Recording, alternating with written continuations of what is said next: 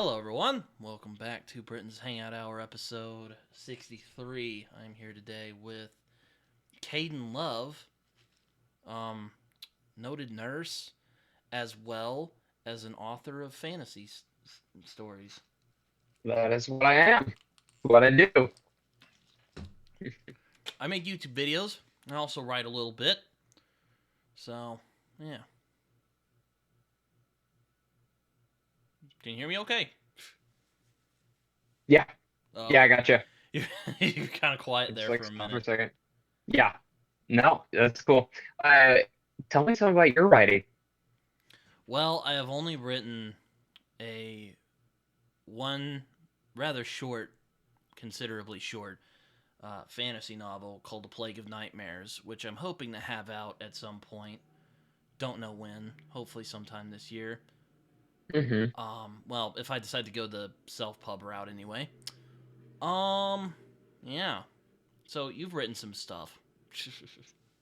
I sure have. So Yeah, I've you've seen got you. my book right behind me. I've seen you around. You were on Oh God, who have you been on? I know you were on Bald and Balding show. You were on Mike Mullman's show, who I had on Yep. here a few weeks ago. Yeah, Um, that was a fun one. I've Also, been there. were you on Tori's channel or not? I don't remember. Haven't been there. I've been on TBR Con panel. Who Mm. else was I with? It's with some other people. Oh, Greatest podcast in the multiverse. you were also on Kay's Hidden Shelf, I think. There we go. I Yep, could I be was on wrong. that one. So you've been around. Yeah, Um, I've gotten around a little. um, but yeah, no, but yeah, you seem to be doing okay for yourself. How are you doing this evening? I'm doing well. I actually like right before this, I just sent out the arcs for my prequel novella. Um, because I got the editing back for that, finished that right away, and so I'm trying to balance that while still doing all the Kickstarter stuff for book one. That I guess it's over here. Yeah. I've seen you. Yeah, I've seen you around. I thought, and you followed me very kindly. You followed me, Hmm. and I'm like, man, I gotta talk to this guy. But you were also being interviewed a lot, so I didn't want to come in and Yeah. be all weird and be like, hey, do you want to I didn't want to pile on, if you know what I mean. Uh-huh. Yeah. No, I um, get you. Like and especially that first week or two after release, I just felt like I was doing so many, and oh then my gosh, like yeah. I now mean, it's like, oh yeah, it's good having. yeah, I saw you just going. I don't want to say everywhere. That might be a bit of an exaggeration, but you were going around, like I said, Yeah, and I got some experience. I was like, what'd you say? I got some experience. Oh yeah, um, and I didn't want to add on. In other words, so I waited till around like mid February, and I was like, okay, I think it's starting to quiet down a little bit, and then I Yeah, sent you the message. I'm like, and you're like, cool. How about March? And I'm like, sounds good to me. I had some other stuff I was doing this at the end of February, so here we are now. yeah, perfect time. Yeah. So yeah, you recently put out a book, and people are reading it and they're liking it from all accounts. Yeah, You're also it's what I like. you're also a nurse or something else. Hmm. Yeah, I'm a nurse. That's pretty That's cool. my day job. Yeah, Yeah, my mom worked at a hospital for several years. nice. She would make sure that the babies were hearing. That's pretty unique. That's a cool job. Yeah. I'm sure you've had some wacky experiences at the hospital. Yeah, I I mean mine isn't the most insane area. I do see, unique things. So I work in endoscopy, so get to see everything to do with colonoscopies, stuff like that, which Uh, is a unique field, but I enjoy it. Just I think the gastrointestinal system's pretty unique, and it's since made its way into my writing. So Yeah, Oh, it's well. fun. So, how did you? Very busy, I imagine. Um, Mhm. I imagine nurses, they make good bank. So, how did you decide? You know what? Writing fantasy stories, that is the place for me. So I I'm sure you've been started asked re this, and I apologize, but I no, don't think it's I've all heard it. good. I started seriously writing while I was in nursing school. And by all means, I love my job's great. It gives me a good life and work balance. So, of course, as an indie author, I want to make it full time, but if it doesn't work out, I'm happy with my life. But I ended up finishing the novel during my last year of nursing school, which at the time, I mean, I was busy with school, but I also had a call center job that was pretty relaxed and I worked from home. So I was able to, in my downtime, write a lot. And that's where I kind of fit it in. And, I've been a nurse for about a year now, and now it's just trying to balance that new thing of nursing and writing. But fantasy is just a big passion of mine. I think I have the classic story that, growing up reading fantasy, but I actually didn't grow up writing my own stories a lot. It wasn't until um, I, you know, my little brother started getting into D&D, became a DM, and I was like, oh, that sounds fun. And so I started coming up with my own story ideas and eventually put it to paper when I really started just reading a lot more. Oh, very nice. I That's hilarious. You bring up that you work at a call center, or you worked at a call center, because my dad is the manager of a call center. Yeah. Wow, this is starting out great.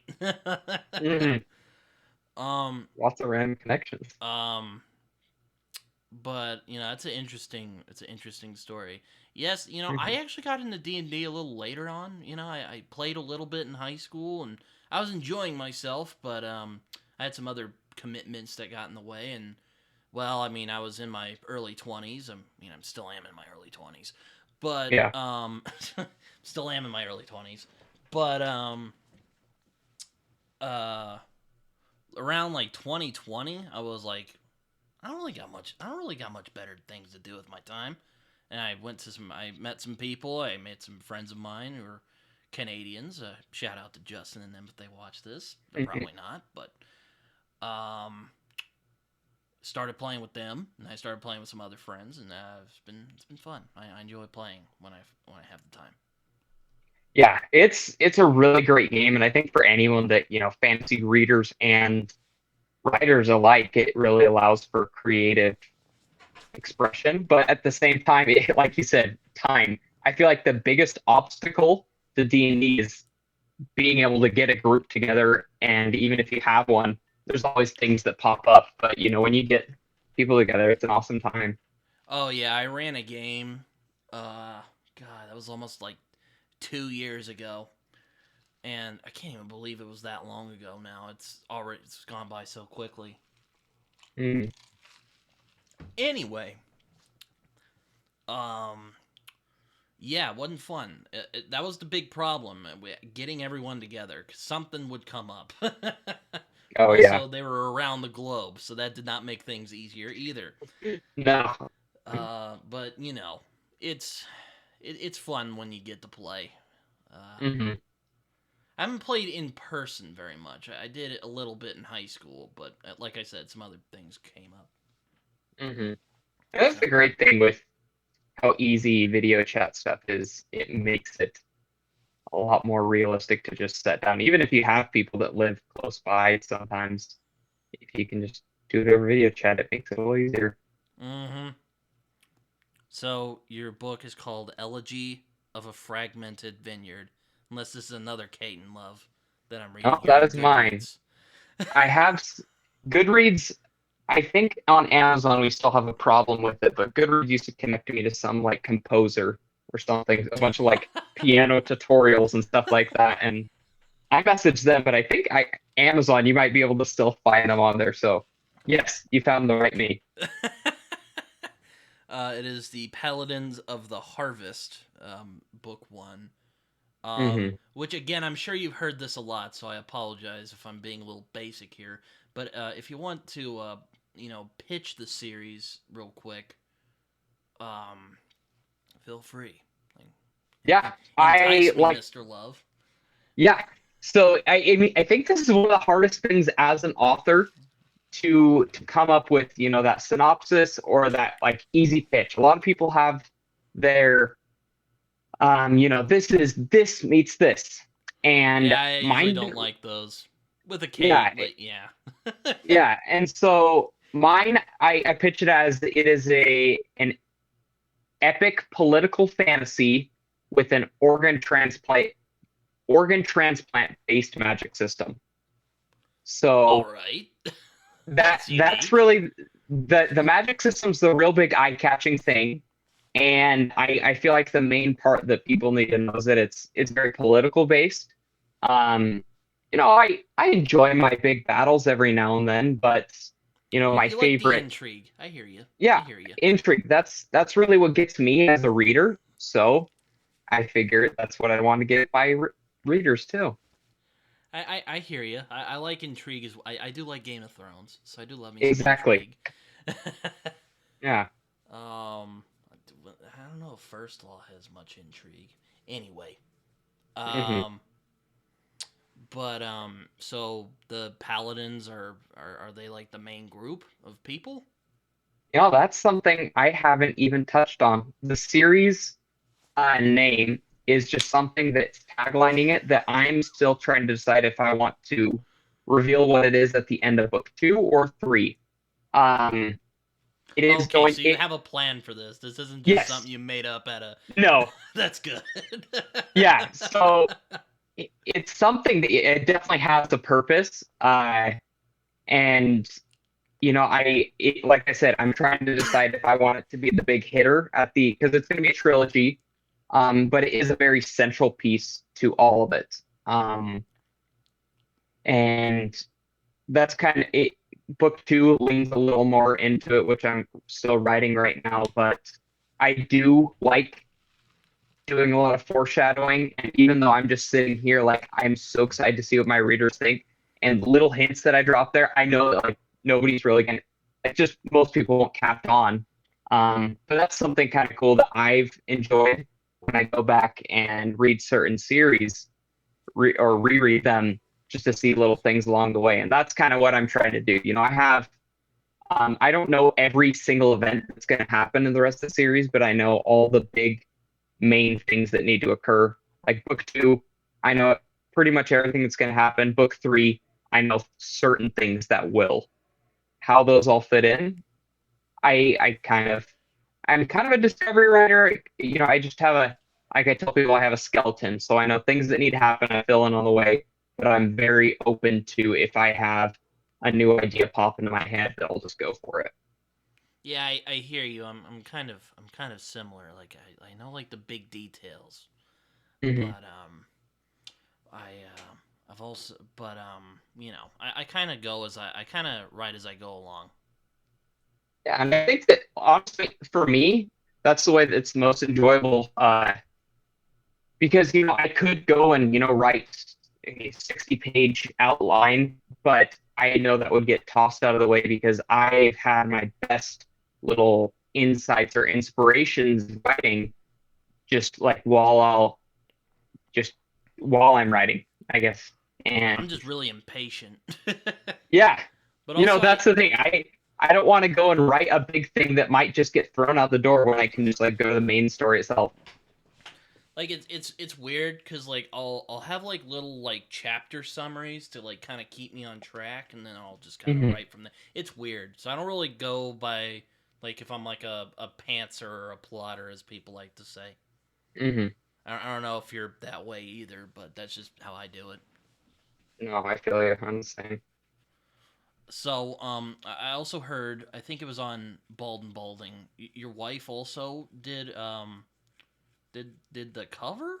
I think. Yeah, so she's an illustrator, Oh. and originally she wanted to, so she's about to graduate with her degree, but she originally wanted to work for like Pixar or Disney or something like that. Mm. And doing the cover really just got her into wanting to do book covers. So yeah, she did this. She did all of the like bookmarks and stickers, all the little things for my book, and she's working on at least like two other authors' covers that I know of right now. That hopefully it'll work out for her. Like just like me trying to get into the indie business, she's trying to break into the book cover business. I mean, I can't say it'll be too hard. There's always going to be people who are writing Yeah, and reading, exactly.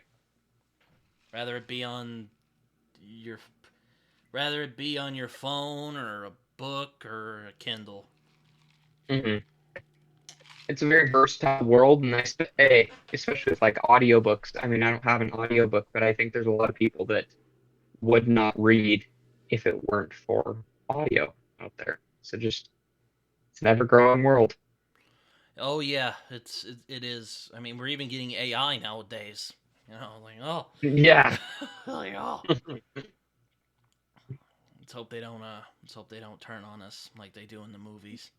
Yeah, I know, right? Like I think it's going to be interesting to see where things go. I mean, they keep getting better and better, but there are always the flaws of it, and we're in for a ride. Yeah, pretty much. Yeah, pretty much. That's kind of how it goes. I guess I should ask, like, what are some fantasy stories that you really like that when you were writing you were like, man, this is this is it. Like when you read it, Mhm. you're like, this is peak fiction.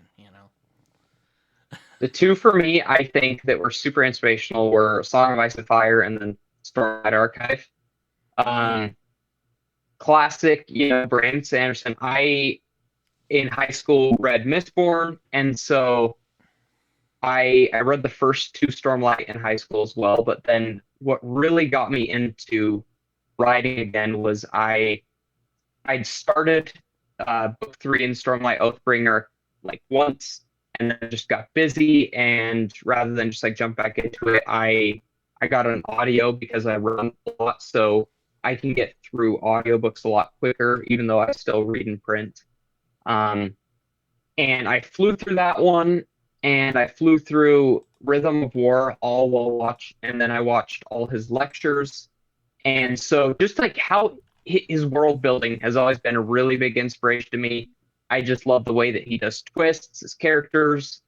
Um, and then so yeah, Brandon's definitely number one inspiration. But then like I said, love political intrigue. And so Game of Thrones, all the books that follow, just the politics in there was just something that I wanted to do really well, and I thought it was very well executed. And something that I touch on in my book is, there's definitely, just as in, Game of Thrones, you'll have characters that you would call good or evil, but I try to make it a very gray world. I want you to see that the villains or the so-called antagonists do things because they believe that they are good. And Mm-hmm. there's no one we don't have some bad guy that's bad for the sake of being bad. And I thought that, George R. R. Martin did a good job at making both sides pretty compelling. He does have some pretty vicious characters though. Oh Some. yeah, like horrible ones. And especially just all the Lannisters, but then like Tyrion. Tyrion's one of my favorite characters. He's a great in all of the court intrigue, and he has his gray moments, and just like you know First Law, lots of Yeah. great characters. And Yeah. I It's. definitely have characters I say are good, but I I like the readers to kind of just be like have a Thanos moment, like, is this character right, even though they should be bad. Yeah. I hear you. I watched. I love the. I did love the MCU movies back when they were Mhm. at like that peak, you know. Yeah, I know exactly what you mean. I grew up watching like think of that. Like I don't know how old you are, but like 25. you're 25, so okay, you're 2 years older than me, or maybe three. Hmm. Um, like imagine having grown up in the time of the MCU. It's crazy, you know. I know. That was like the Star Wars for us, Exactly. or like Lord of the Rings for the generation right before us. Hmm. Or you Well, know, like, well, me anyway. You were probably like, God, I don't know. I don't math very well. yeah, but I get what you mean. And like for me, honestly, before fantasy, comic books were like my big thing.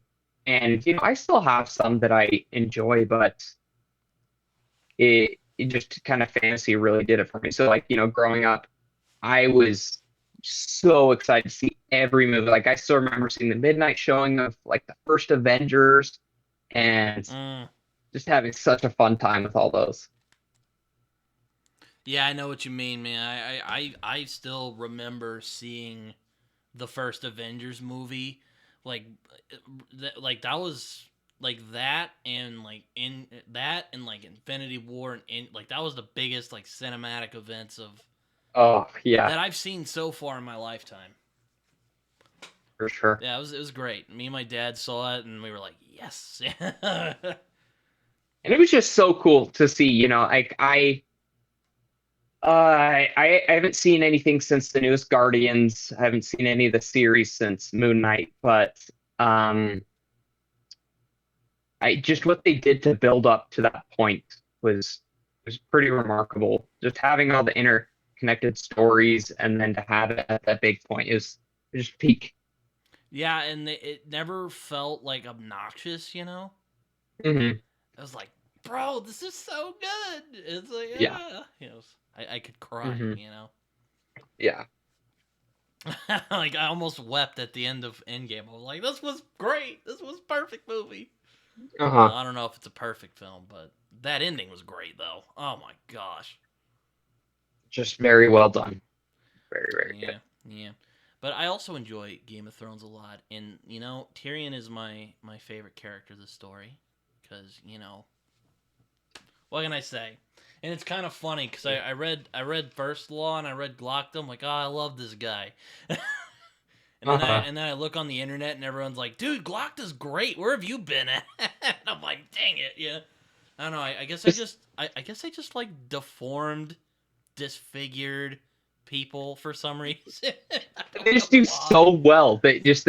They're sneaky and they're not big warriors on the battlefield, but they play all the games in their mind. And yes, just oh, Glock is just one of the greatest. Tyrion's so good.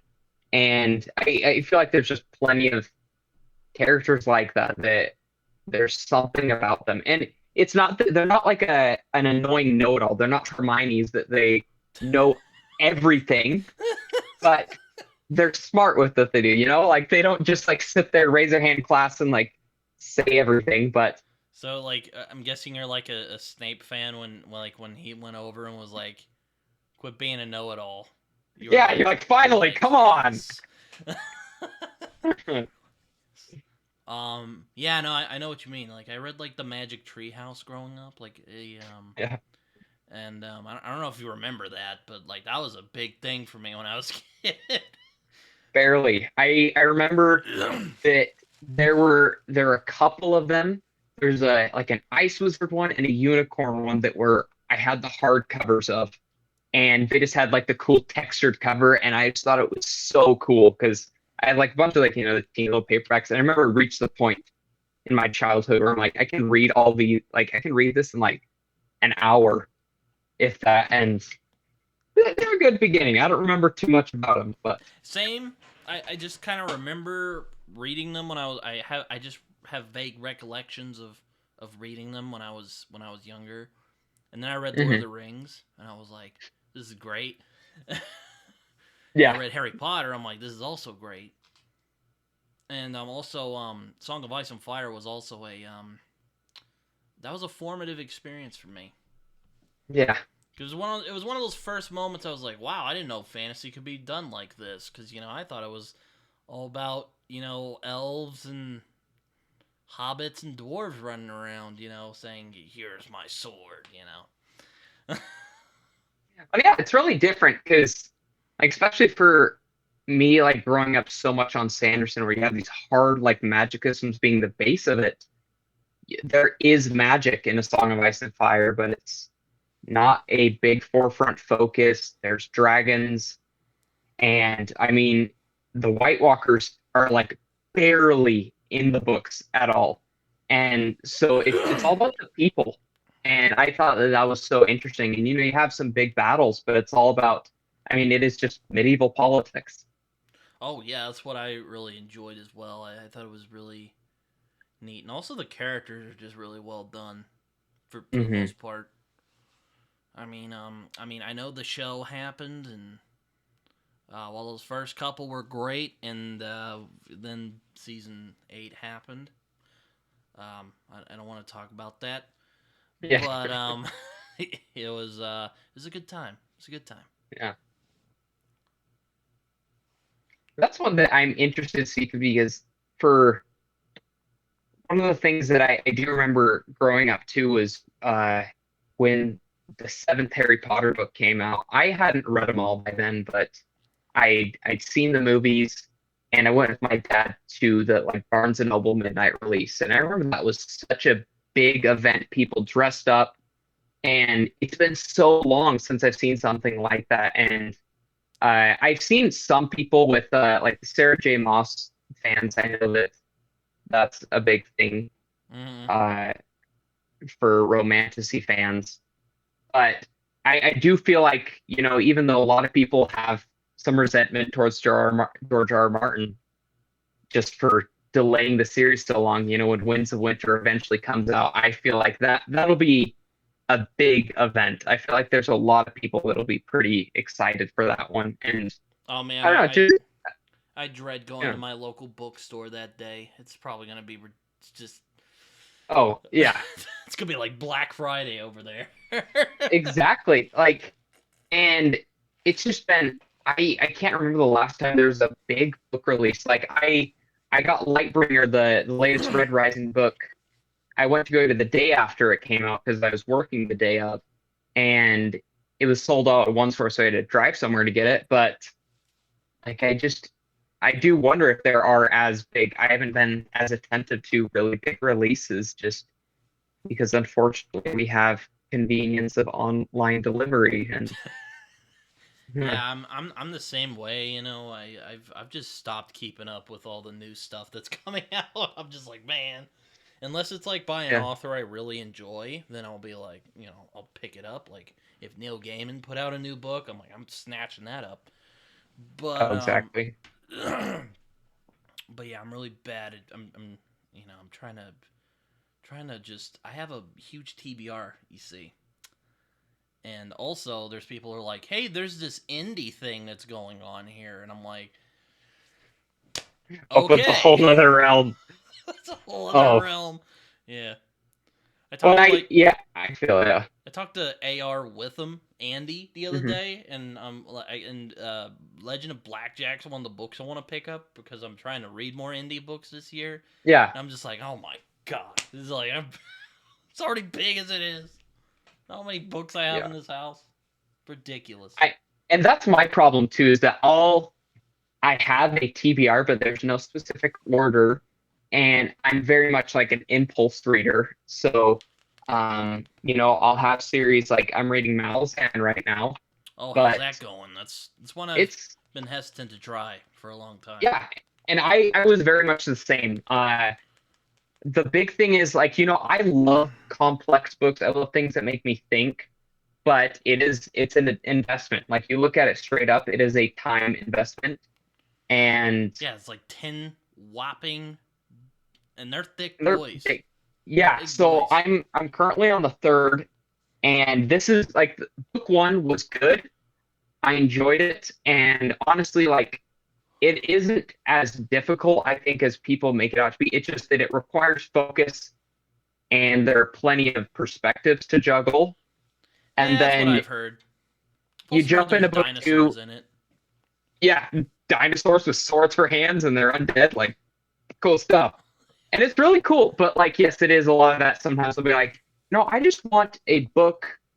Um, it's just like sometimes I need to just like take a break. Like I read Dark Matter recently, Mm. and that's like a what like a fourth of Malazan, and it's a single character, and it's just very straightforward, and I enjoy it. So, but like my TBR right now is maybe I'll go to the next Malazan book. Like I'll finish this series for sure, but then I'm looking at like the books on my shelf where I have like 10 right ahead of me that I haven't read that I just bought. So yeah, no, it's that's a problem.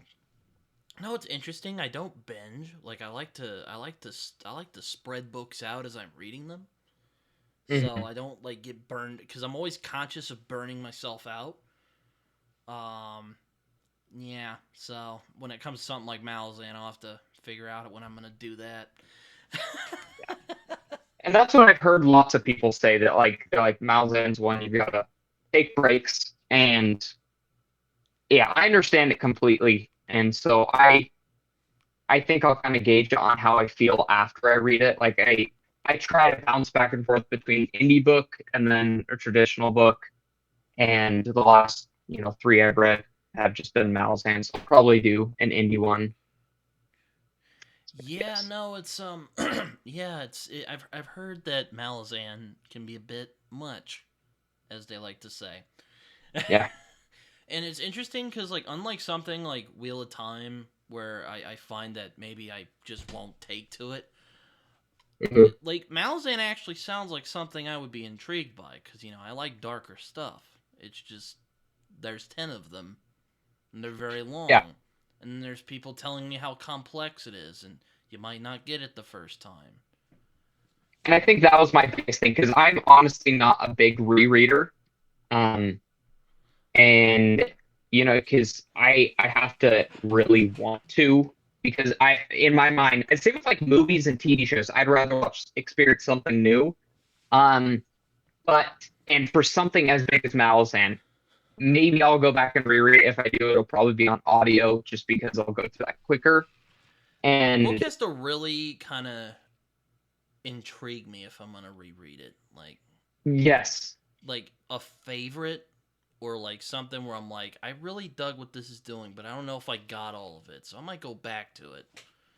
Again, I don't yeah, know when like I'm gonna do that, but we'll figure it out. the only ones that I've reread that I mean, I've probably read Harry Potter and the Sorcerer's Stone like 20 times just as a kid because I wanted to start the series and like, I'd start it and I'm like, oh, it's been too long since I read the first one, so restart it. But um Mistborn, I've read that the trilogy, the first trilogy twice because when Lost Metal came out, it had been, a couple of years since I'd read. And so I went through those and then I got my wife to read Red Rising, so we listened to those in the car. And so I read that one, just the first trilogy twice. And then with Stormlight Archive 5 coming out this year, I think I'm going to do an audio reread of the other ones because those are another ones. There's like so much to it that I've forgotten. Yeah, Red Rising's another one I've heard of. I know Tori really likes them, and my Hmm. friend John Minton really likes them, and yeah, I've heard I've heard from people who I respect that it's really good, and then I've heard from people I really respect that it's not very good. So I Hmm. don't know. It's it's up in the air. Yeah, and it's split. You always have people like things and don't. I'd say it's my favorite fantasy. I mean, not fantasy, sci-fi series. Um, Another big one right now is Sun Eater. I'm enjoying it. I just finished the fourth book a little while ago. Like it doesn't even compare to Red Rising for me, and like how much like I could really analyze it and maybe compare it, but just enjoyment wise, I enjoyed Red Rising a lot more. And I know Mm. there's some people that make Sun Eater out to be like, one of the greatest things ever. Good for them. Yeah, it's I've also considered, like, for one, like, I think Christopher Rocchio would be a really interesting guy to talk to, because I've seen like a couple of Hmm. interviews with the guy, and he, like, like, if I could have him on the show, that would be fun. But um, I don't know. I'm kind of I'm a bit of a sci-fi aficionado, so I'm very picky about. Yeah, So I'm a bit more critical of sci-fi. Fantasy, I just like the journey, unless it's like the most like cliche, yeah. thing ever. Like Uh, I don't generally get mad at fantasy novels unless they're just like it's clear that person was not trying at all. yeah. Yeah. And um. so, what are your favorite sci-fi and like? I want to hear some of your hot takes on some Some of sci-fi my books too. hot takes. Oh man. Well, I mean, I started a series called. I'll admit I don't really have a lot of opinions on things like Red Rising or Sun Eater because, well, I haven't read them. Yeah, And there's also stuff like Divergent that I just don't like. But I yeah. don't think that's a hot take. There's a lot of people Uh-huh. who don't like that. I mean, one of my favorite modern sci-fi series, I actually have it right here. My good friend Jason Furman gave this to me for my birthday, but Annihilation by Jeff Vandermeer. Southern Reach Hmm. books, anyway, I think are great, and his book Born is also really good. So yeah, there you I'll go. check them out. Um, yeah. Other sci. I mean, I could go full nerd, but like I don't know. Have to test the waters there. But I did Yeah. start a show called The State of Science Fiction, where I talk Uh-huh. with other big sci-fi nerds, and we kind of just talk about it. Hmm. Um, but yeah, no, I see Red Rising. I'm like, I don't know yet. Maybe I'll see. I'll see how I take it. Yeah, it's an interesting one. Um, and like it was pitched to me, as that when I was I read it, a couple of years ago, like two or three, and when I was big into fantasy, people were like, it's like Hunger Games, and I'm like, oh, years have passed for that, and then I know there's a quote on one of them that's like on the front. It says, Katniss, then Ender, now Darrow, and that's just kind of like, I mean, I'll read a YA book if it's really good, but I just like to stick to, like more adult books. And, Mm. I wouldn't classify Red Rising as YA, even though the first book's decently short. Um, and there are moments where I can see what people compare it to. Like there is a Hunger Games-ish part, and it is a dystopian, but it is so much more than some of those for me, which I ate it up. I thought it was so much fun. That's actually one of my kind of spicier takes. Like, I don't think the Hunger Games is that bad. Because Oh yeah, I had some friends of mine who were like, "Oh, dude, you're gonna hate it. You're like, bro, you're gonna trash it." I'm like, "All right, I'll check it out." And then I read it. And I'm like, this is okay. I mean, not the most original thing I've read, but like it's fine. Now, Catching Fire, I had some problems with. That was the yeah. one I was kind of like, okay, but like the whole series as a whole, not bad. It was okay. Like it was fine. And it was fun. Yeah, It was I enjoy it. And but then again, I don't think I've read it since middle school. And it was just very much that era, like you said, Divergent, and just like there's such a big Now, Divergent, dystopian craze. I hate Divergent. I Oh I yeah, hate yeah, it. that one. I haven't even read the book, but I saw the movie. I was like, eh. But just like that time, Film, it was just uh, me. like that was the big thing that at that time, everybody was writing and reading um dystopian books. They can be fun, but they got a little like hammered to death. But Bro, I would just go. Here's 1984 nerds, or something oh like that. yes, that one. Oh, that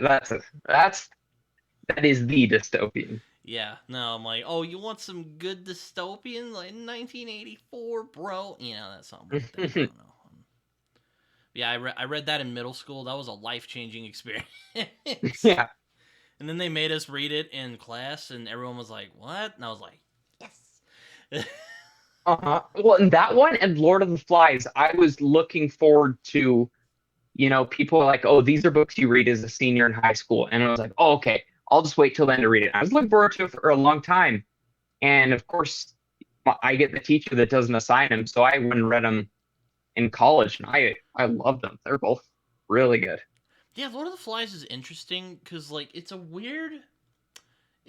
Like it's it's a type of story that like on paper I would really enjoy, Hmm. but I don't like the author's view of people, I guess. I get you there. Yep. Uh-huh. Like, look, I get it. Darkness of man, evil's inside of everybody. I get that, all right? But like, I Hmm. could read like Heart of Darkness and get that same. Yeah, I don't Yeah. know. It just felt kind of like it's one of those books where there's something like iffy for me. I can't like put my finger on it. Hmm. I'm like, do I like this book? Do I not like this book? I don't know. It's weird. No, yeah, I've had books like that. It's like Catch 22. I don't know if you ever heard of that one, but Hmm. I read that. I actually need to reread that again because I don't know if I got it, but like I remember reading that. I was like, what? Yeah. Yeah. So yeah, yeah. But again, it's weird because it's like one of those stories like I should like, is Yeah. I but like kids and that's the killing each thing. other is not a fun thing for me. Like No, I don't think it's it's a fun not. thing to read about. No. Yeah, and that's the thing. I'm definitely the type of person that, I think that I believe in the natural good. And so I very maybe now that I've read and written things, I've become more critical. But years ago, if I saw a movie and it was enjoyable, like I was fine with it. Like I remember a big shattering moment when I was a kid. I saw Batman versus Superman, and I thought it was so much fun. I'm like, oh, it's so cool. And everyone's like, that movie's horrible. And I was just like, huh? What? And it probably isn't that great now, but that was The Purge for me. I thought The Purge was the dumbest movie ever because I'm like, you have these people just like because you're saying that because the law is taken down, everybody decides they want to kill each other. And I'm like, I don't think that society is the thing that the law is preventing people from killing each other. And interesting premise and all, but I The thought it was Purge dumb. is interesting. I hear what you mean because it's like that's another one of those where I'm like, on the one hand, this could be a really fun idea. Like if like maybe someone like Charlie Brooker did it, I think would be really Hmm. fun. But like they try to take it seriously, and I'm just like, I don't know if people are now. I won't pretend that people are like naturally good because I think people are. I kind of subscribe to the tabula rosa principle, the blank slate in English, Yeah.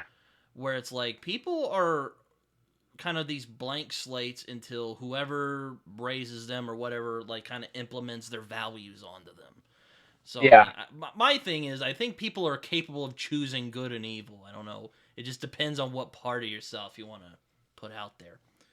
I mean, Hmm. now could something like that happen? Maybe, but I don't think it would be like sustainable. Yeah. Like cleaning up all those dead bodies, then you're getting rid of all the and then you're getting rid of all the undesirables. Well, maybe those undesirables are like the people who like clean the pipes and stuff. Yeah. Like killing them is not gonna help you, buddy. No. Like it's just gonna make it worse. Oh, Yeah. I did like the Rick and Morty episode Yeah. of the Purge That though. one. That I was do remember great. that one. I'm like, that's how they should have done it right there. Like, ugh. He's like, it's like the Purge, Morty. It's like the Purge, Morty. Hmm. I'm like, that's like there. You should have done it like that. Like, Hmm. it was frustrating. Yeah. Um, but yeah, again, I don't think people are naturally like bad. I don't know if they're naturally good, but I don't know if they're naturally bad either. I don't Yeah, know if like I mean, there are certainly the crazy people who would do something like that. I mean, I imagine because yeah, God, go on Twitter, you'll see the stupidest people imaginable on there. yeah. I don't just mean the people who tweet. I mean just videos of people doing idiotic things. Like, oh my gosh, I've also seen the dark side of Reddit. You do not want to go there. Mm-mm. I can imagine that one goes pretty off. Yeah, it's I don't know. It's just it's a weird thing. I don't like. I'll put it this way. I don't like uber cynicism. I'll put it that way. I don't like cynicism. Yeah. Cynicism is, you know, even though sometimes I kind of skirt the line and fall into the trap. I am not actually cynical, people. I'm Hmm. just a constantly disappointed optimist. That's a good way to put it. I like that. Yeah, on my Twitter handle, on my Twitter bio, I put constantly beleaguered optimist. So I'm like, yep, there you go. That's all you need to know. Yeah. Because I'm like, oh, we could do so much better if we weren't stupid, and and then I'll look on the news and someone's, you know, I don't know, what's the you'll see like a Florida man stuff going on. And you're just like, oh god, How does this even happen? yeah. I actually one of my old teachers was from Florida, and she was like in on the memes, so she was just like, "Oh man, yeah, Florida has some interesting characters." Yeah, it's definitely unique to get around the world and kind of see outside of whatever bubble you live in. And like my dad lived in New York for 2 years, and he used to like because that's the thing. Yeah, I haven't been into any like crazy big cities, and he's told me all these like crazy things just about the subway there. And then it's even just in the same country, we have crazy different situations. Oh yeah, I mean, you come to Oklahoma. I know there's a lot of stereotypes. We're not all cowboys, everyone. Yeah. Like it's probably more down in Texas, but I digress. Um like you'll see like a city, kind of like, a normal looking city, and then you'll like drive like a couple miles, maybe like an hour, and you'll see just nothing but fields and just Hmm. plains. Yeah. I don't know if it's like that in Utah, but Like honestly, here it's you go one direction, you get the mountains, and then you have I live in a pretty like suburban area just a little south of Salt Lake City, but then you go down if you drive like an hour south, you'll just be kind of desert, and then if you go a couple more hours south, you get into all the red rocks and stuff like that. oh yeah, I've heard Utah had deserts.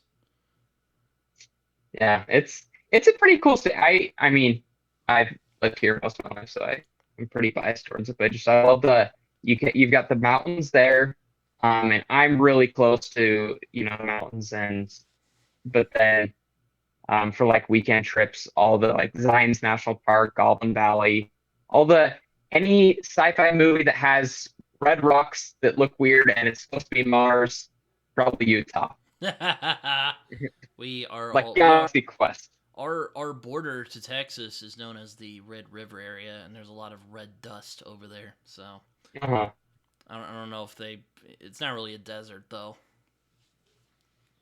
God, I can't even imagine living in the desert. It's just sand all the time. Yeah. You remember Star Wars, that infamous scene with Anakin in them, where he's like, I hate A sand. particular line of dialogue that just that's another thing that like I said when I grew up, people asked me what my favorite movie was. I said Attack of the Clones. And it wasn't until I got, a little older and came to my second consciousness and realized, wow, I mean, these movies are fun and all, but oh, some of the dialogue is just so bad. Yeah, George Lucas just does not have ear for dialogue, unfortunately. And like a lot of people were like getting all mad in the prequels. I'm like, guys, there's some goofy ass lines in the original movies too. Like, come Oh on. yeah. Like, though I will admit, to those people, he did go a little too far in some places. Yeah.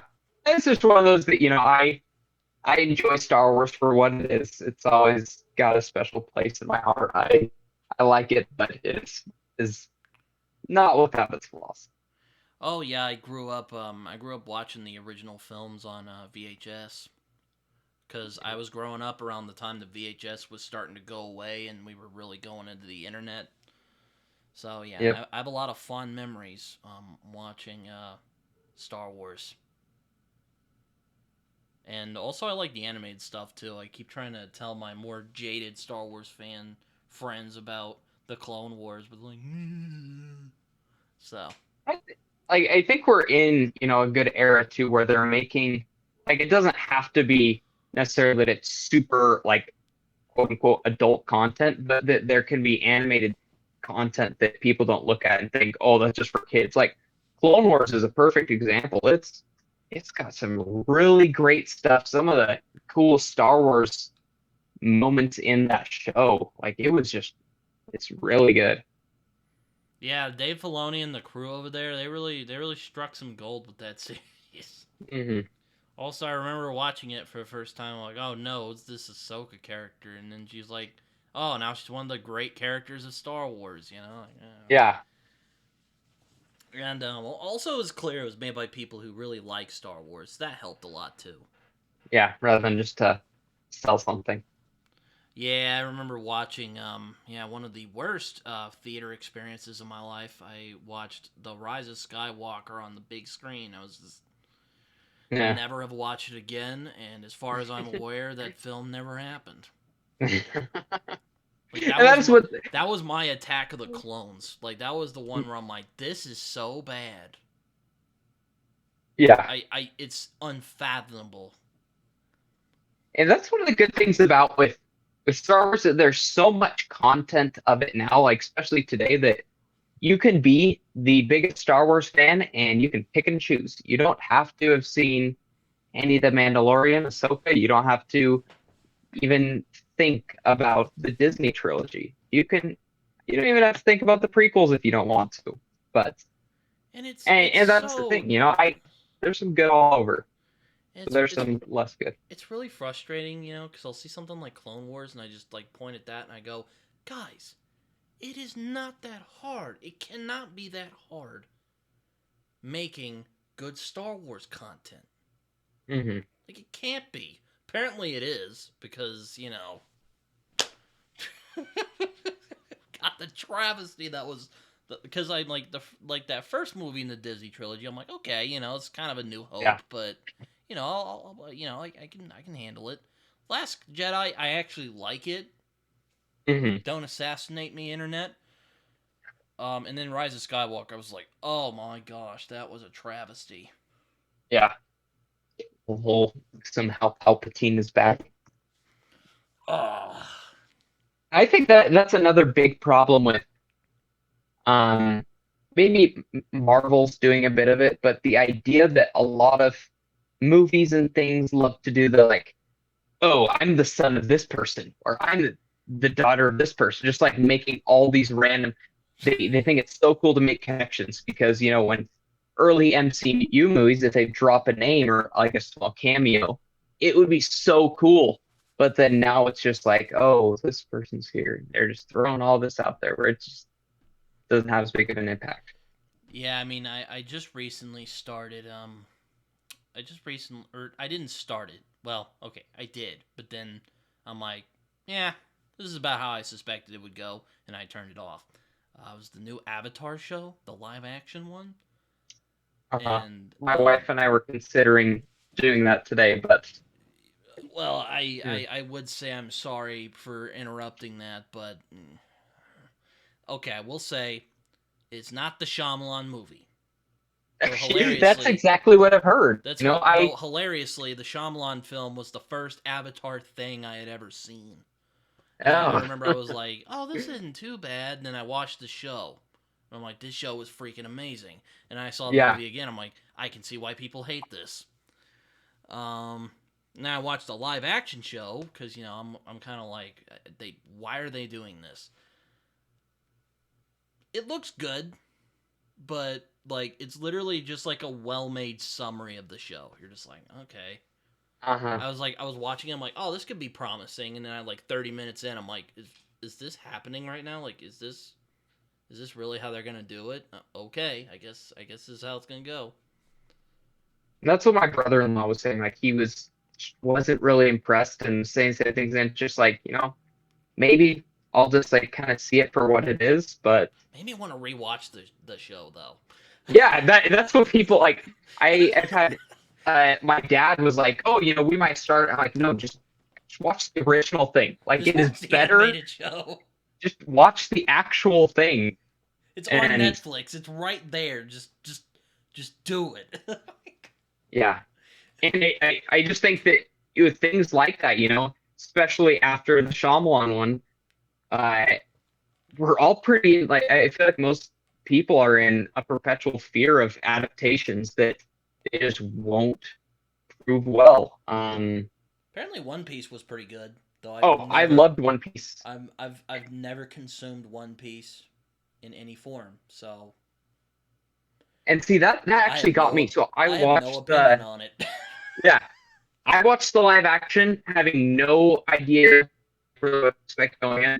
Loved it, and now I have manga because I enjoyed it a lot. So that one was good, and then like Wheel of Time just disappointed me. I didn't even Um, watch it because I've never read it, and yeah, it's never particularly interested me. And I'm like, all right. And then I thought it was kind of hilarious when people just came out and were like, I don't know, shot and fraud, man. It's a fun thing. It can yeah, be fun sometimes. I mean, I felt bad for the fans because I'm like, I get it. I suffered through Game of Thrones. I yeah, understand it entirely. When you watch something and it just sucks, yeah, like yeah. And I mean, I like to go in with an optimistic view, and it's kind of hard now with reviews being so accessible that you usually go into something with an idea of how it's going to be. And but I'm really looking forward to the Fallout TV show. yeah, that actually looks pretty good. And I'll admit, I I've know. only played New Vegas, which I love dearly, Yeah, and 4, which was fine. yeah. Had some And issues, but it was fine. mhm. Had some issues. So another thing, I want it to be enjoyable and fun, and I'm not trying to get my hopes too high, but it's good. It's good. I know, like Yeah. it would just suck if I just turned it on and it was just bad. I was like, oh no, yeah, no. Yeah. But Fallout, I'm like, hey, this actually looks promising. Like, Yeah, and they're putting a ton of effort into it, and so we'll see. You never know. yeah. Also, Walton Goggins is in it. I'm like, all right, this looks good. I'm Yeah. gonna I'm gonna at least gonna try it. See how it Hmm. goes. Um, but yeah. Oh man, what's another? Well, I am hoping to catch Invincible season 2 because I've been really lazy and I haven't caught it yet. But it's coming back tomorrow as we're Tomorrow. Yeah. recording this, and I haven't even watched part 1 yet. I'm like, shit, man. Sorry, but Uh, I was like, man, you know, I can't yeah. because I have a lot of streaming services, and I'm like, I'm so lazy nowadays. It's ridiculous. And also, there's a lot of TV shows that are just bad. Yeah. I'm like, I don't want to put You in just the effort. Like I'm really picky about exactly. television. Hmm. And as you should, like, there is so much. You've got to be very choosy with what you take. I know, like God, it's like my parents and I finally got rid of Netflix recently, which Hmm. I did manage to catch Avatar before it. But luckily, Yeah. I own the original animated series on disc, so And you're set. yeah, I'm set. Hmm. Yeah, I was talking to a friend of mine. His name's Alan because I was telling him about the Avatar show, the live action. Hmm.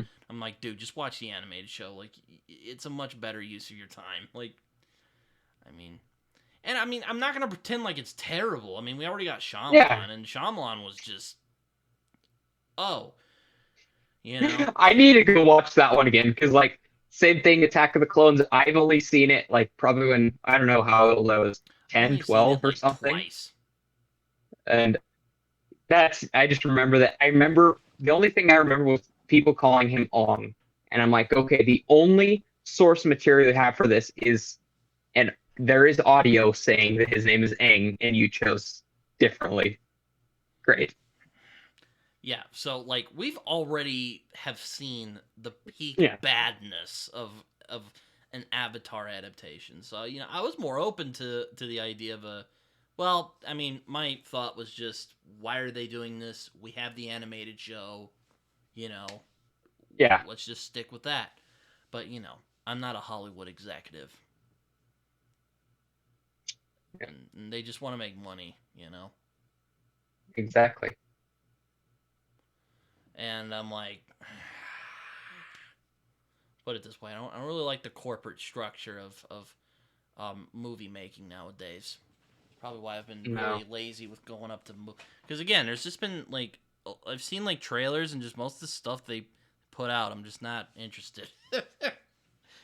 Yeah. Like it really needs me, especially with like, if the movie comes out and I kind of want to see it, I'll usually just wait because it'll pop up on some streaming service. But Dune 2, I went and saw that one because I was thinking love about seeing Dune. that one, but I see movies with my dad, and he was kind of just like he basically was dragging his feet, and without really saying it, he was like, "No, I don't want to see it," because I Yeah. took him to see the first one, and he was just not understanding what was going on.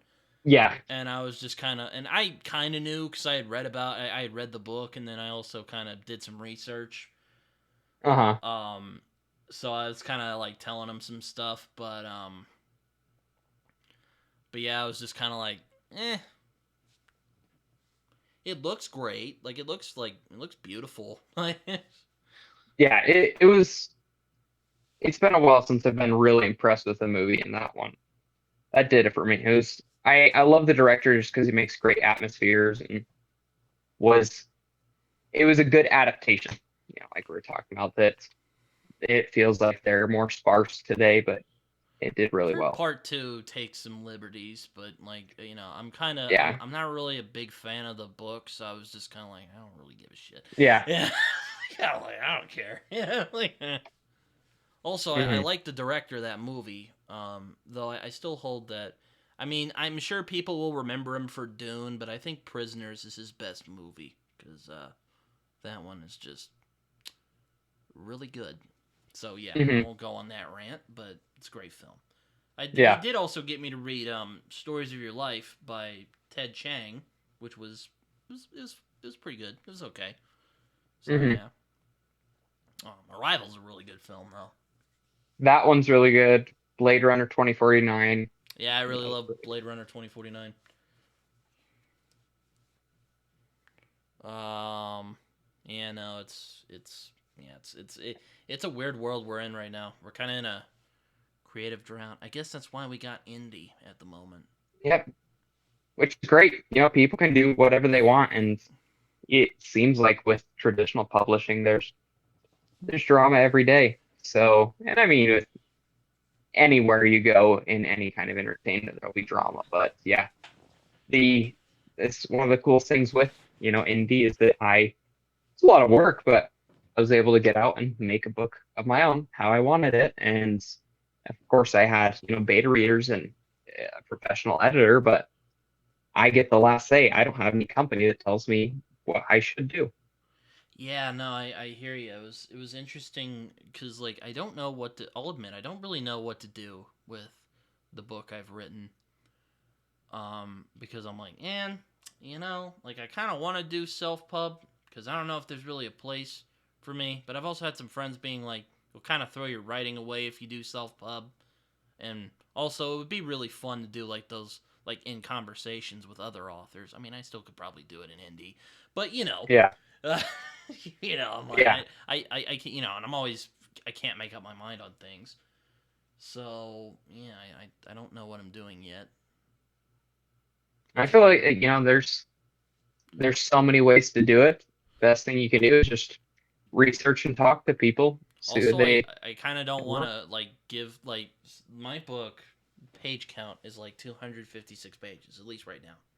I don't Hmm. know if someone like Orbit would take a book that's under 500 pages. Like I really Yeah. don't know. But, it is what it is. Also, I'd have to Hmm. find an agent first. I'm like, "Oh my god. Like I haven't like I'm me, it's like Yeah. like I have a YouTube channel and I'm doing pretty good at that. I'm doing okay at that, but like, it's not a I'm not gangbusters. I mean, it's not guaranteed success with indie either. Yeah. That's kind of my worry So with you indie. Like, never know. so I was talking with Mike Molman, and he was like, "So I just put my book out, and then I was like, okay, what happens? I don't want to be that guy who just puts out the book and then just like nobody reads it. And I'll just be like, all that effort was for nothing." Yeah. That is very true. And so it's it's a weird game.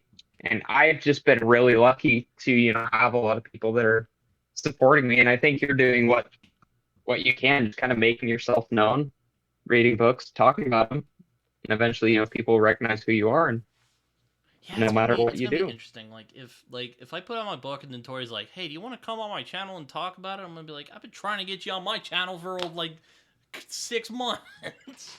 Yeah. The hell, But anyway, um, Hmm. that's beside the point. Um, I mean, it would be fun to talk to other YouTubers because I mean that's why I started this show after all is because I like talking to people and I like hearing their perspectives and Hmm. and I was trying to reach more indie authors because I want to hear because well also if you don't mind me being a little selfish I also wanted to hear some trade tricks possibly Yeah. though though sometimes it'll be like the one I just put up with my with AR with him where we just really hit Hmm. it off for like 2 hours. We're like, yeah, like I like this guy. Yeah. But yeah, no. But you have written things, but you have and you self pubbed. So like what? So like, so what all did you do? So I think the best thing to do is, like I said, is just to be present on social spheres. Twitter really worked for me. Just reading books, talking about them. And when people noticed that I was, a good positive force, that I was just hyping up books, even if I hadn't read them yet, just seeing other people doing things, um, they started to recognize me. And then I did my cover reveal. So I initially planned to publish last October, but so I had my cover reveal in June, and my book wasn't like my editor and I pushed it back until January. So I just had a long time where people knew that I had a book coming out, and I'd occasionally talk about it, mostly just kind of talk about books, respond to people, Mm-hmm. make myself known. And so when the time finally came, I had some, I launched my Kickstarter, and just so many people are willing to share it. And I think especially with indie publishing, um, you can have a good idea, but what a lot of people like is if they like you as a person, and that's what Kickstarter, at least what I've been told, is when you make your Kickstarter video, you're not trying to exactly sell the book, but sell you as a person. That you're like saying, here's my dream, here's my I don't thing know. I that I'm mean, trying to as do. fun as Invest in it. Kickstarter can be, I just feel weird having people give me their money. I'm just Oh like, yeah, I mean, it is weird. it sounds cool and like, but like, maybe it's just self deprecation here. But I'm just kind of like, who would give money to my sorry ass? Hmm. Give money to But I mean, me. it's not for everyone too. Also, I just So feel weird about people, giving me their money, and it's like, go buy books or something. It's okay. I can do this. yeah, I don't know. Maybe it's pride or something. I don't know. It's like shivers. yeah, I read. and mhm. Oh God, I read Best Served Cold last year, like summertime last year, and every time he would say, like, it got pretty annoying. Every time he kept saying that he had pride. I'm like, I heard you Yeah. the first time you said Huh. it, or I read it. I read it. Yeah, I get it. Uh, that's Still a a good solid one too. book though. Oh yeah, I I'm not a big revenge trope person, but I really liked that. I had a fun time with it. I mean, I dig a good revenge story, but that one did kind of drag a little bit, so Hmm. Yeah, no, is I what it get you is. there. um, yeah, I like Joe. You know, it's I was converted to Joe Abercrombie last year, so yeah, Hmm. I'm like, hey, this guy's pretty good, you know. That's what I like. I read most of his stuff last year. I enjoyed The Blade itself, but it was an all right book for me, and it honestly felt just kind of like an introduction to the world to get you ready for the other ones. And whereas books after that I really loved, and I've read them all except for The Wisdom of Crowds, just because I'm kind of holding off on that one because he's one of the authors that I really really love, and the first two books in the Age of Madness were just so much fun that I'm kind of like saving that for later, just when I really want it. And yeah, I don't know. He's a really fun writer to read. Yes, he very much is. Like I don't have I'm never well usually never bored when I read his books. There were some parts of Best Served Cold where I thought he was dragging it a little bit, Yeah, but I was never bored out of my mind. yeah, I feel you there. And like I said, like I honestly with huge battles, I feel like they can kind of drag sometimes where I'm just like get to the point of the fight. Whereas like the Heroes is a big war and he wrote it so well. And I mean, one of my random claims to fame is something I like. I love when I love Twitter because I can just call out people like big names or big name authors are there and they don't I thought you always meant for a moment like you were respond. like saying like, "Hey, you did something wrong," type of comment. No, but just like I can add, so like I add Joe Abercrombie because there's a quote I loved in Little Hatred, and I'm like, hey, can I use this for an epigraph for a novel? And he said go for it. So I put it in there, and like it didn't You have to mean ask probably. permission. You have to ask permission before you do epigraphs.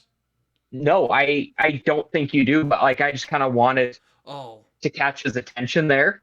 And so just kind of having it there, it's kind of a cool thing where, people like, oh, like tell me about your book. And I'm like, if they say that Joe Abercrombie, I'm like, I actually got he said that I could put this quote there, even though I'm that's quoting him, so you don't need to ask for permission. But still, just having little reactions like that, like I think going back to just pointers is talking to authors that have experience.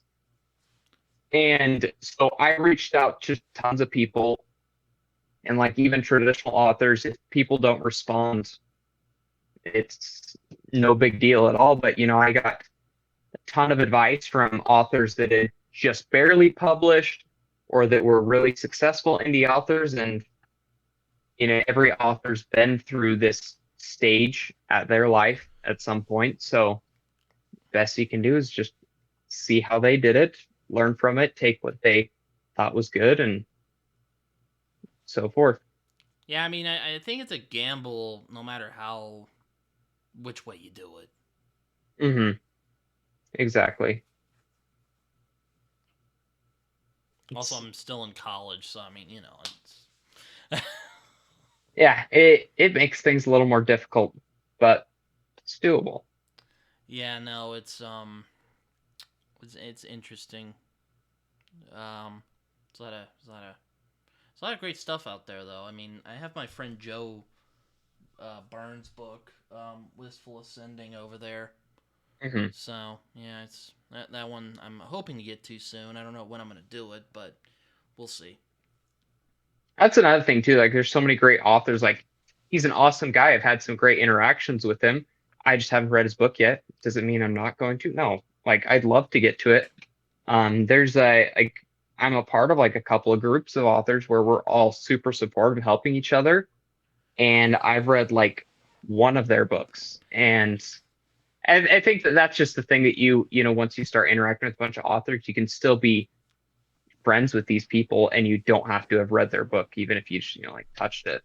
Yeah, And I mean like, it's really weird because like with self pub, I try to be more careful before I like critique it because Mm-hmm. I'm like, I don't know, like if it's I get this is probably a double standard, but like if I can critique a traditionally published book, then you know that this went through the process. So, it gives you more Yeah. permission. But like if I like just if I like hmm, if I didn't like a self pub book, it almost feels like I kick a dog or something. Like I would feel terrible, you know? Yes. Yeah. Uh-huh. Like there's this guy. I won't name him for privacy's sake. Also, I don't want Uh-huh. him to you know fling stuff at me on Twitter. Nice dude, cool guy. I mean, bad opinions aside, he's a cool guy. So I try the sample of his novel, and the dialogue was so bad. Like I was astounded. I was like, Oh, and oh. I was like, it I just put it uh-huh. down. I'm like, probably not for me. Not for me. Yeah. And I've The dialogue was so bad. I was like, I can't even. Oh, like oh, indie is a loaded die. Like you never know what you're gonna get because like look at this right here. You probably like do you have you read Threadlight by Zach Argyle? no, but I've heard. I actually talked to his wife a few months ago. Oh, yeah, Okay, just cool. like look like That is a this is beautiful an copy, indie by the way. published. Yeah, and like those two are really amazing people and like that is that's really what set me to like wow, this is what independently published books can be. And then you have these super super big great books Oh and then no, you did you? have those that are like somebody got like not even in Photoshop, Oh use like no, did you not Microsoft like Paint it? to make their cover and like yeah, Did you not like independent. Dreadlight? Oh, I love it. It's my Oh, favorite. okay, that's It's my good. favorite indie series. That would suck though if you got that really Oh beautiful yeah. copy and then you read it, you're like, this is sucks. Oh no. So yeah, because I actually read it before I got that. But like that one showed me how good fantasy could really be. Like that it like I don't even count it as just like one of my favorite indie series, but it's one of my favorite book series, period. And but like I'm saying, you get these there, you have things like that, so much effort's put into it, but then you have indie quote unquote authors that have probably like, wrote a book on their phone, didn't do any editing, did their cover on Microsoft Paint, and you just go check that out. And Oh. like it's yeah, you never know what you're gonna get. Yeah, no, yeah, but I read that just it was an Amazon. It was like an Amazon like I just pulled up your book a minute ago. You can look inside like Uh-huh. that. I just One of like those one of things. those. Yeah, one the Amazon sample is what. Uh-huh. Yeah, and I Oh, just I just was like this dialogue is atrocious. oh, Like yeah. the most cliche fantasy dialogue you will hear. Like literally, there's people coming out of nowhere being like, "Oh yes, we're gonna take over the." I was like, "Oh God, no, I can't do this." Ugh. Yeah, and like once you make yourself kind of known in the book community, I've had, some people be like, "Hey, do you want to like read my book or like do a review?" And like I never make any promises and you know, that's something you have to accept when you send people your book and they're like, "I can't make any promises." It's so understandable when you're on the opposite end because like, I've had books that people have sent to me. I've started it and it just didn't really hit it for me. And I read because I like having fun. And if I'm not having fun, why do I keep reading it? So you can just set things aside. Yeah, no, it's Oh man, what's? Oh. I mean, I haven't read like too many like bad. Well, there was there's been like some by like there was one who got into a fight with a YouTuber, and I read some of his book, and it was not good. Hmm. I will not name him, but if you look him up on YouTube, you'll probably you'll find him. But yeah, no, it's weird, and yeah, it's also weird when the like guy's like a nice dude too, cause like I'm like I don't I'll just say it wasn't for me. Yep, Because I mean, like, it's a that's good little perfect blanket thing. cliched term, but it's like it's a good little like no one will question you if you say it wasn't for you. Hmm. And I Like, mean, it's perfectly true. Like I've seen things, read things that, I recognize that there's value in it, but it just isn't for me. And so if my no, but book isn't I, for I you, just have to. I just have yeah. to. Again, the dialogue was so bad. Like, it wasn't George Lucas bad. Like, I don't think anyone. Like, because when I think of dialogue, I think dialogue should have a music to it. For Like it sure. should flow well. Like it. I don't want to say it should feel like a normal conversation because like I don't know if you're ever going to capture a real conversation. And plus, if you did capture a real conversation, it probably wouldn't be that interesting. Hmm. Um, but I think dialogue should have like a rhythm to it. There should be uh, what's the term? A there's an art to dialogue. Yeah. It's not. It's one of those weird things. Like I won't pretend that dialogue is something I don't notice. Like I'll put it this way: if you if it's good, then you don't notice it so much. But when it's bad, you notice it immediately. You know, or at least I Yeah. think so. That's been my experience anyway. I don't know if people are different, but that's just how I think of it. Hmm. I don't know what you think Makes about sense. dialogue. I don't know what parts of writing you focus on more, but I mean, when No, I and that's write, something. Yeah. I mean, when I write, when I think of conversations, I just think of stuff I've heard in not just like Hmm. real life, but just like things I'll hear in a movie or something I read in a book that I really liked. Yeah. So I Something a guess human would say. my something a human would say, yeah, Yeah. yeah. No, I don't want to be one of those guys who's like, "What's this?" Okay, an AI wrote your book. I'm like, no, it Yeah. didn't, but Hmm. No, it makes sense. Like it's super helpful because like especially the first draft, like I'll go back when I'm doing my like first edits and I'll be like, oh yeah, that dialogue sucks right there. Like that doesn't sound good. And so making sure that you reread your work, um, and like even I've heard a lot of people say it and it helps me just saying it out loud or just like I imagine, okay, if this is made into an audiobook and someone says this, is this going to sound normal? And then of course having other people read it, just like, if other people read it and they don't complain, especially like having an editor go through it and they're like, okay, this is good chance it's good. But there, in all things there are mistakes. There have been traditional books that I've read that the dialogue isn't so great. yeah. I mean, there's some guys. I mean, there's some guys like Dan Brown or freaking James Patterson. I'm like, how the hell did they ever get published?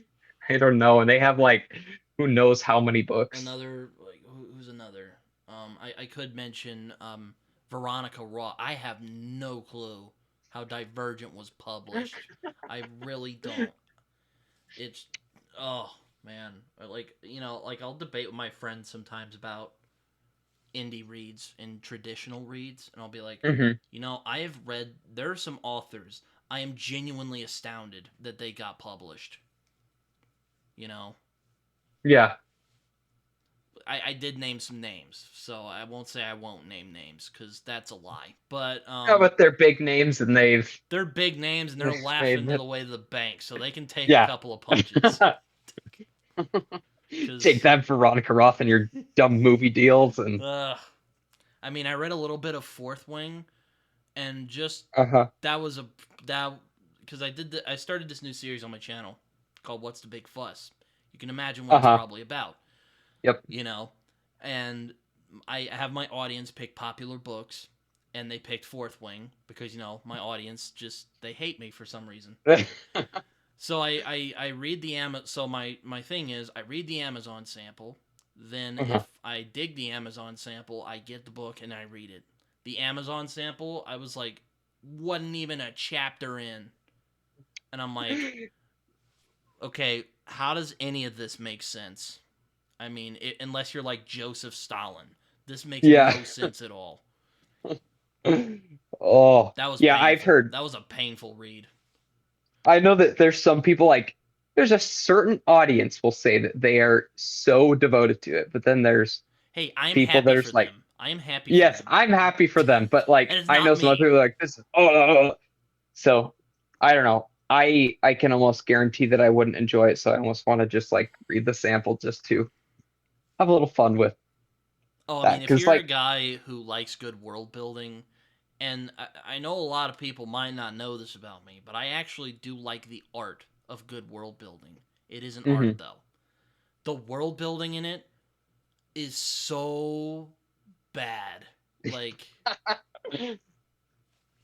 oh, man, I can't even just. Oh, yeah, not good. Not good. uh-huh. Not Well, recommended. like there's just nothing appealing to me. Like I'll take some romance, but I'm not a romantasy person. And I am so fatigued with dragons. Just I feel like they're in everything. Like, and there are definitely exceptions. Like Ryan Cahill, his books are amazing. I love his style, and dragons are a very central part of his thing, and he makes it work. But I feel like that is just a go-to thing for everyone. And I'm like, just give me something else, please.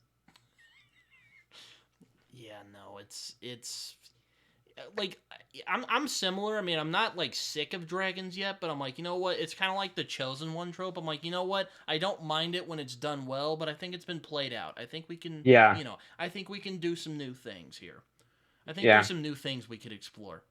Now, of hmm course, the publishing industry, I understand it is a business. You know, it has to make money. That's just the hard reality of being in a capitalist system. hmm But sometimes they take lackluster products in order to make money. That frustrates me. Yep.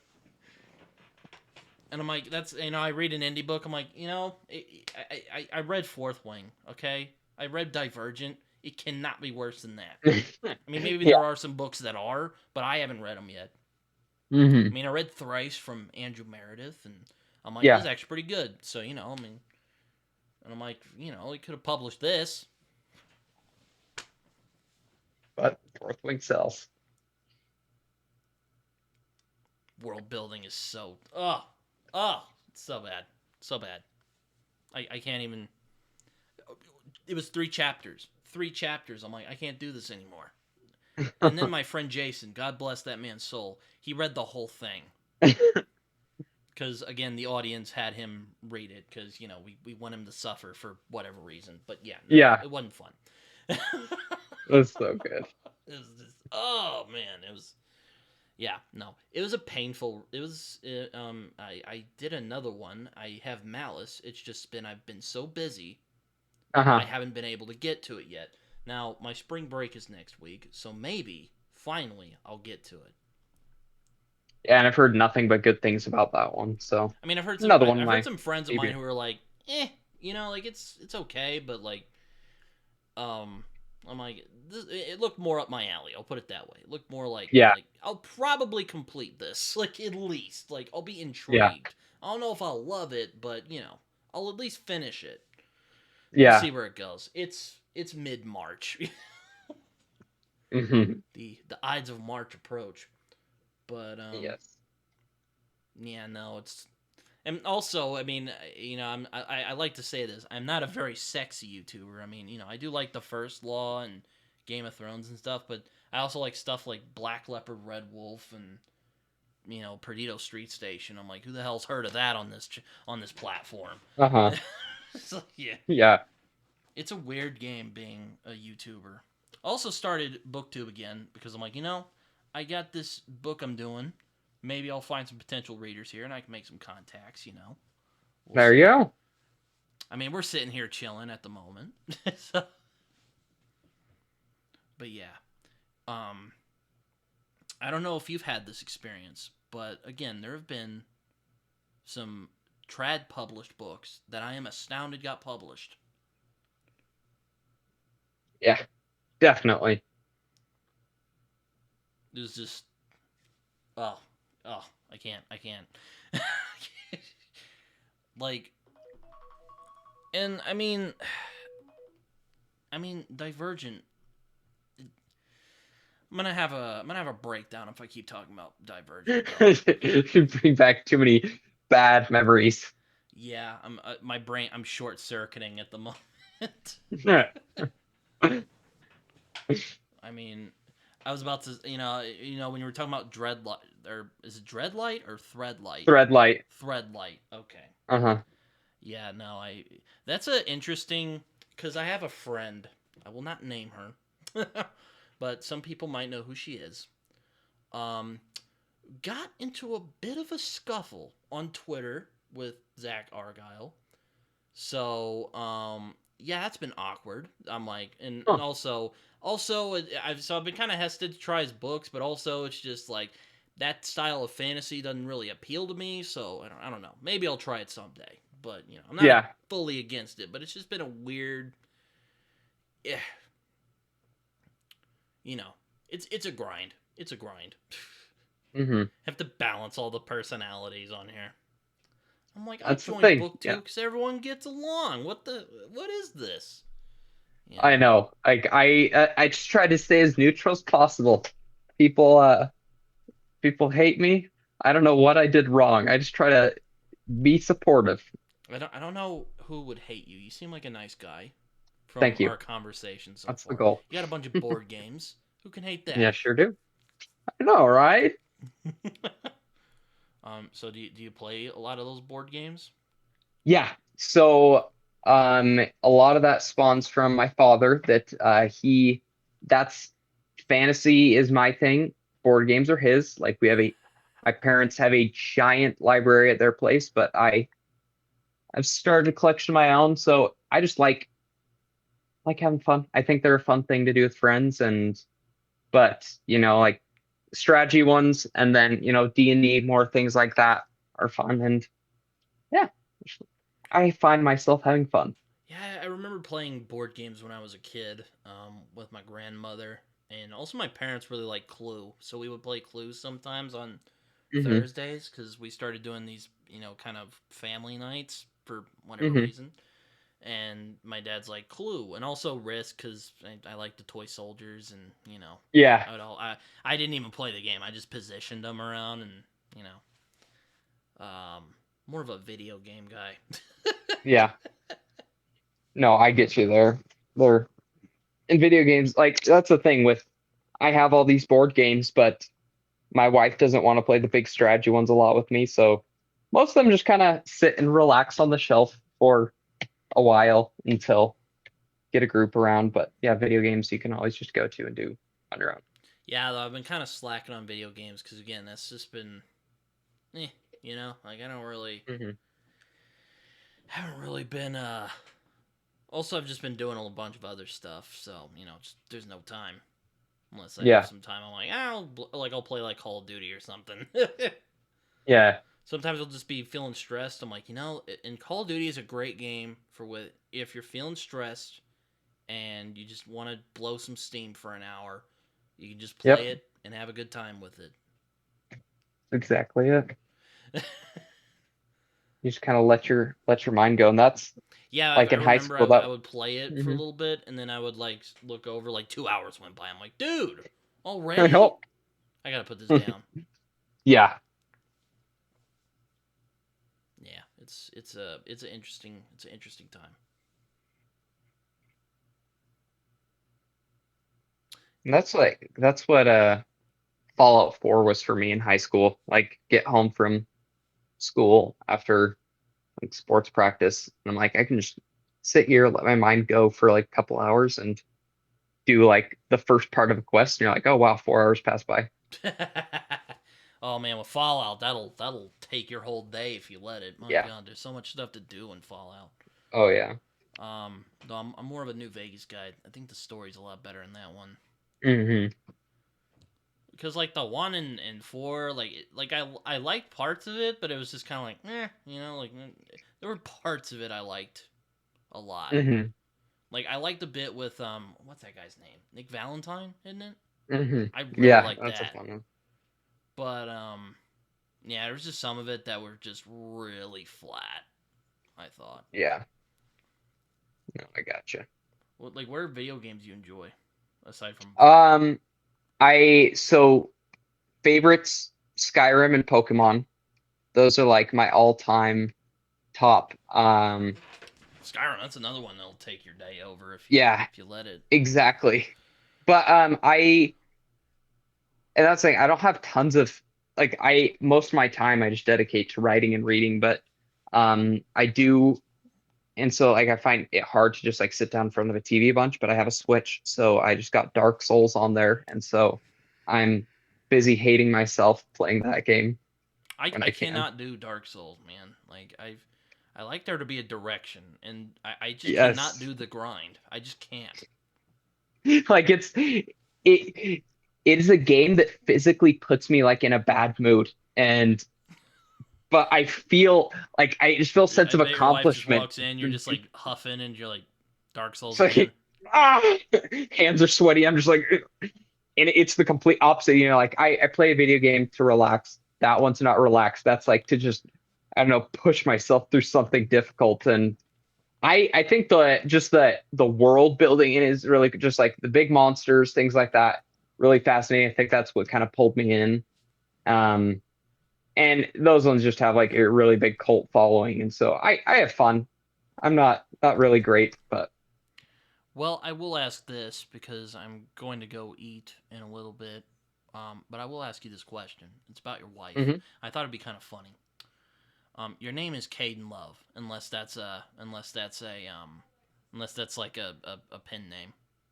That's my real name. Did you make any like love puns when you were first like meeting your wife?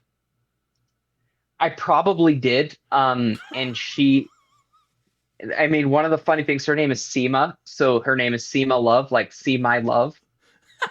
And That's great. honestly, like I'd always joke about like that, any girl that ends up with me, just she wins with the last name. And there's just so many things you can do with it. And I don't know, it's a fun last name, unique. I just had to ask that. I'm sorry. Oh I bet yeah. that was just like this guy is an idiot, but I had to I ask. love I love it. um, but yeah, I'm probably going to eat soon. But this has been fun. Yeah, thanks for Um, inviting me. yeah, no problem at all. I like to do this before I go. If you have any social media or anything you want to share, shill it and be shameless about it. Okay, All right, you can find I'm being facetious a little bit, but yeah. you know what I mean. Yeah, I'm on Instagram, Twitter, and TikTok at Kaden Love Author. No spaces, just like it's spelled there. And then my website is kadenrlove.com. That's where you can find me. All right. Well, this has been yet another episode of Britton's Hangout Hour. Till next time, Caden, thank you for hanging out with me. Yep, Um, a pleasure. until next time.